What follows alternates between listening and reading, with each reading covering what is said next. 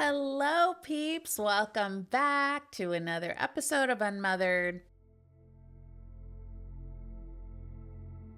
So, I promised you we would be doing some characteristics of different mom toxicities, I guess is the easiest way to say it. And that is something that I'm kind of diving into because I'm talking to a lot more women, coaching a lot more women with different mother types. And I really just want to understand a little bit more. It's funny. I thought when I first started this, I thought, we're all unmothered. It's like we grew up with these difficult moms. And I just assumed like most of us had moms like me, like, somewhat narcissistic, very needy. I was the mother of my mom. My mom was somewhat controlling. She was alcoholic, just kind of the basic things. But as I hear different people's stories, and some of you have relationships with your moms right now and see the different things that are going on, it's kind of interesting to go a little bit more intricate into these characteristics. So today I'm going to touch upon the characteristic of, is your mom controlling? This one was really interesting. I'm reading this book, as I told you before. The book is called Mothers Who Can't Love by Susan Forward. She's a PhD in psychology. What is a controlling mother and what are some of the characteristics? And how do we deal with this kind of mom? And where does our emotions and action come into play? So we're going to do some deep diving into this book and the different characteristics, but I hit upon the controlling one because I'm kind of seeing this in some of the clients that I'm taking on. And how do we spot that in our moms? And what do we do after we recognize these traits? We might be going through a few of these episodes in the next couple months and you're going to be like, "Oh no, that's my mother. What do I do now?" We can't always change them. More than not, we can't change them. That has to come from them. Sometimes I've seen a change in some moms where my clients come back and go, "Oh my gosh, I did what you said. It worked really well. We had a great conversation. She's starting to, change a little bit." And then they revert back a little bit, but there is some more communication going on. I'm all about that. Let me just preface this once again. If this is the first time you're listening to my podcast, I am never advocating that you just close your mom off and walk away. If you know my story, you know that by the grace of God, because it certainly wasn't me, because I would have walked away. My siblings walked away from my mother. My mom broke her first hip, and I had not been in communication with her for a while. And out of all three kids, she called me. And so I took care of my mom for 16 years, but I learned boundaries. I learned very much how to communicate with her. I learned a lot of things with my mom, all while taking care of my daughters, to not bring that toxicity into my home and still be able to love my mom. So I'm all about repairing relationships with your mother if you can. But if it is toxic to the bone or it is abusive, I am going to flat out tell you, you need to go no contact with your mother. You are not obligated to her for life by any means. You are obligated to her for life if she is loving and caring. She can be a little difficult. She can be obnoxious. You do not have to stay by her side if she comes into your home and destroys things physically, mentally, emotionally, every time she walks in your door and disrespects the way you want to raise your family or the way you want your home life to be. If she chooses to say, "I don't care what you want, this is my rules or no rules, but you're an adult," it's time for you to make some different plans. And so that's why I'm talking about the controlling mom, because we can't always help them, but we can certainly begin to change the way we react to them ourselves. I think understanding the issues can help guide us in a different direction from the way we were raised. Then we can begin to form different relationships and healthier families for generations to come. A lot of women who join the unmothered community always throw in the narcissistic tendency when I ask them the three questions like, what is the relationship with your mother? And while I believe there's some truth to that, I think that we throw that word around because we don't have other descriptors to go off of to define it. So I've said this before, you have to be diagnosed with narcissism. And our moms certainly have those qualities, but I think that it goes deeper than that. Like I told you before, over the next few episodes, I'm going to be breaking down different traits of the toxic, unloving mother that you may have. And you may be able to pinpoint some of these traits in your own mom. It will at least give you the words and the explanation to why they are the way they are. So I've been in a season of reading a lot of books concerning toxic mom behaviors, like just trying to get educated on some of the authors and doctors that they've studied these patterns and that they have helped. And I truly believe that the more that we know, the more we will not be triggered by their toxic habits and behaviors, and therefore then they can't hurt us in the way that they have in the past or when we were children. So the controlling mom, this is something my own mom had tendencies towards at times, but honestly, she was more the mom who needed mothering, which I'm going to be doing that episode next, and we'll be talking about that in a future episode. Susan Forward calls controlling moms the control freak moms. It's kind of an accurate descriptor. It fits the bill pretty well. This mom ultimately, she puts ultimatums on you that have dire circumstances if you go against what she wants. They're absolutes, like, if you go against what I say, I will never talk to you again. You will lose any help from me if you decide to go against my wishes. And then there's like a money factor. If you come from a family that has wealth, they'll say, I will cut you off and you will have not one dime from me, like as if that's just going to destroy you. I mean, I guess if you're living off of their funds, it would, but like, who cares? Money is money. It's made, it's lost, whatever. Don't make money your idol. Their love is so threatening and it's conditional, but you're used to it because she's done that to you since you were born. And so she decides what you like and don't like. She dresses you and she'll tease you if you try to come out, if you have your own personality. So I'm going to take this jacket, for instance. I love pink. Love pink. If I came out in this jacket and I had a controlling mom, she would laugh in my face and say, why are you wearing that ridiculous, bold color? You look stupid. And she would do that in front of everybody so that would humiliate you. And then you would say, do I like pink? Maybe I don't like pink. Oh, maybe I shouldn't wear pink. You can't even think for yourself because she tells you what you like and don't like. She tells you what to eat, what you like about it. And even if you don't, she decides that's what you're going to eat. And if you go against that, she will belittle you with maybe shaming you with weight. Well, you need to eat this because you're fat. No one's going to like you. She picks your friends. If she doesn't like your friend, she's going to chase them out the door. What your room is going to be decorated like. And the list goes on and on and on.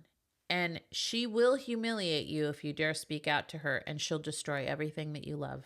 This is really rough. I will say my mom had a couple of moments where she would do things like that to me. She was very cruel in that she wanted to control my success. So I have one story where one year when I was 15, I think 14, 15, I wanted to try out for letter girl at school, which the letter girls were cool because they weren't like cheerleaders. They were semi cheerleaders.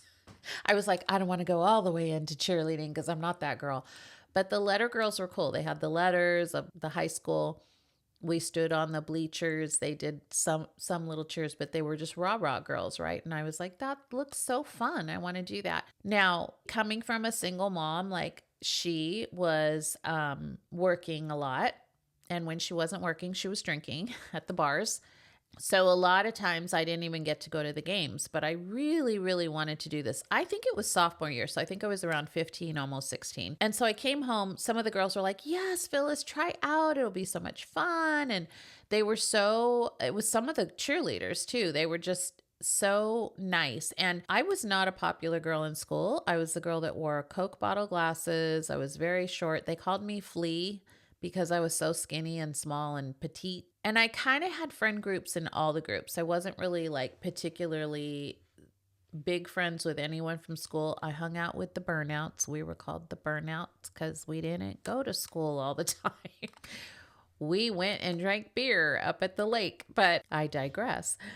So this one time I said I wanted to take a stand. I told my mom, I really want to try out for Let a Girl. Please let me go. She was like, yeah, do it. Can we afford it? Because this was the other thing. We couldn't afford extras. But at that moment, my dad had been sending money to her. And he told me, I will help you if you want to do it. So she said yes. The girls came over. They practiced. We practiced this routine that we had to do. We were set to do it, I think, in a couple of days or something like that. She had said yes all the way up to this last point. And at the last minute, she pulled the rug out from under me and said, you can't do that. Well, who's going to watch your sister on Friday nights? Like we can't do that. And I said, I asked you this beforehand. So there was a controlling issue that she knew if I entered into this other world of the popular girls and I could see some initiative and some hope of like a different kind of life, like fun stuff instead of the chaos that we were always in, she knew she was going to lose me. And so she said I couldn't try out. At the last final minute, the girls were upset because we were all practicing this routine together. I was humiliated. And from that moment on, I was like, I'm never going to ask her for anything again because she's a liar and she won't help me. Now, she did things like that when she got desperate, but she wasn't controlling on the daily. She was more like she needed me to mother everything. But this is what a controlling mom will do is she'll pull the string out so far and then she'll grab it from you and pull it back and just destroy your ego, destroy your confidence, destroy everything to where you're dependent on her. So Susan Forward had some cases that one of the moms was threatening to the daughter for going against her wishes. And one of them was about this girl was dating this guy and he asked her to marry him. And the mother had hated him from the beginning. And the mom was threatening her with everything that she could pull out because she did not want her daughter with this person. Also, he was a different nationality. And so the mom was just like, he's not our kind. Like, how dare you? It was just cruel. The struggle with this kind of mom comes because as a child, you do everything necessary to get her approval or love, which, by the way, is never enough. But as an adult, you've been stunted in your maturity. So this lady was agonizing over, what do I do? Like, she's comes in and she's destroying, like, I'm trying to make plans for this wedding and she's just was wreaking havoc. And you're stunted because that's what she's always done. So maturity wise, you are not strong enough to stand up and say, hey, hold on. My life, my rules, you don't like it. Guess what? You're not allowed to come to the wedding. Like, you got to behave. You're an adult. I'm an adult. We're on equal terms. Your lack of decision making will make you actually rely on her to tell you what to do. And this is what was happening is she was having this battle in her body and mind of like, she knew she really loved this person. She knew her mom was wrong, but she was always doing what her mom wanted. And so now to pull away from that was horrific. So it's going to take therapy. I'm telling you, if you have this kind of mom, it's going to take therapy to unwrap all that damage that has been done so that you can start to make your own decisions and feel confident about that and feel good about that. And then also know as an adult that when you make decisions, you are going to make mistakes and that's okay. You don't need mommy to come in and fix it. It's necessary for you to find your way back from that mistake to learn that you are strong enough to do this on your own. Your mother has deep-rooted issues herself, and that's her way of soothing her unfinished business in her own mental capacity and body and mind from her childhood. Chances are you're never going to be able to change this kind of mom. You're just going to have to set really high boundaries around her, or it might be necessary to go no contact if she's highly threatening to ruin your relationship, your career, or other things that could destroy your future. I've heard of moms calling people's work and just saying all these lies about their daughter because they don't want their daughter working there. So they're just going to, I mean, they are volatile. This is an extreme case of controlling moms, but there's also moms. I see this all the time. Moms who say, oh, I told my kids, you can't go to college further than 20 miles away from me. It's forbidden. And I'm like, they're 18. They can go wherever they want. But who holds the purse strings? Mom and dad, right? Or mom. So I've heard of moms who say, I can't be away from my grandkids, therefore they can't leave. Well, sometimes that works. Sometimes it doesn't. And also, if you have more than one child, I know a family that has like 6 kids and they're all over the place. And you don't have control of that, really, at the end of the day. They're going to do what they want to do because they're marrying other people that don't need to listen to mommy give them ultimatums. Although you think it's loving, I hear moms just saying, there's no discussion. This is just the way it's going to be. And I'm like, no, that's not the way it's going to be. You have to listen to what your children want. And also, they have spouses and they're going to do what is honoring to their now family. You are not their family in that way. You're not their mommy anymore. They don't need to do exactly what you want to do. And it may hurt your feelings and it may be lonely. But if you love your child, you want your child to be successful and happy and in a loving relationship, you will agree even when it hurts, because that's what mothering is. It's a selfless act. Like they don't do everything you want them to do and then you love them. No, that's not how it works. That's how it works with a controlling mom. Here's the problem. Even with a controlling mom, you could do every single thing you could possibly do to make her be happy with you. And she won't be. She'll be miserable because she's miserable by herself, in herself. So I would say that my mom was on the side of being critical when it came to chores and having things in place. It was never enough. And then when I got married to Mike, I slowly watched myself kind of being the same way. So this is what happens too, is your mom is super critical. You grow up in that. You're like, I'm never going to be like my mother. And then you find that some of those things have really stuck to you. And so I found myself getting really irritated when things weren't in the right place. And I had to even just recently pull back and be like, he's not going to do it the way my mom did it, the way I think we have to do it. It's okay. And I let myself relax on some of those inner rules that were in my own head. And it's actually good to look within to see if there was something you hated about your mom's behavior that's actually spilling into your own life. So this is where it gets tricky. It's like, even though we see, oh, that is horrible, I'm never going to do that, blah, blah, blah, we end up becoming somewhat like our moms in some of these ways just by default. It's in us. We've learned it and we have to unlearn it.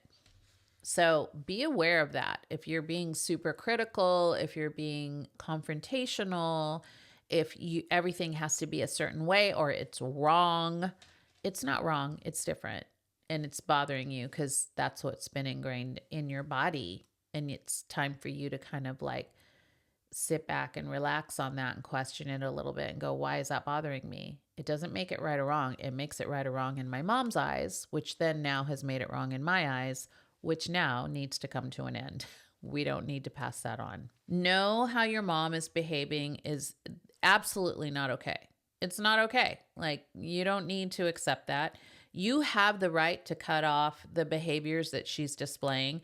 and let her know that you don't need her advice in that way anymore. And if she doesn't respect it, again, I'll meet you outside of these walls of my home, but you're not allowed in my home to come in and boss my kids around and be disrespectful to my husband and tell me how everything is wrong. No, can't do that. My mom did do things like that. And so that's why the time started becoming limited of her being able to come to my home. So I took care of her in her house. I would take her out to lunch in a different place. She was not allowed in my home, especially when my family was there. My kids were never going to hear the words that she would use with me and the way she talked to me. No, we don't do that in my house. That's an absolute. And that's a rule I had to put in place. And I'm so glad I did that because my girls grew up feeling very loved and very safe. It's time to take action and get help. If you are just recognizing this right now and going like, oh, my mom is still holding the purse strings, like my mom is still controlling me, you need to seek out therapy and learn to stand up to her. You are an adult now, and you do not have to be controlled or told what to do. Not by her, not by anyone, really. It's your choice. Know that when you make your own decisions, you are going to make mistakes. It's part of growing up, and it's going to feel good to know that you can get through problem solving and actually come out okay. It's going to make you feel great. Be kind to yourself if you're just starting this journey with your mom.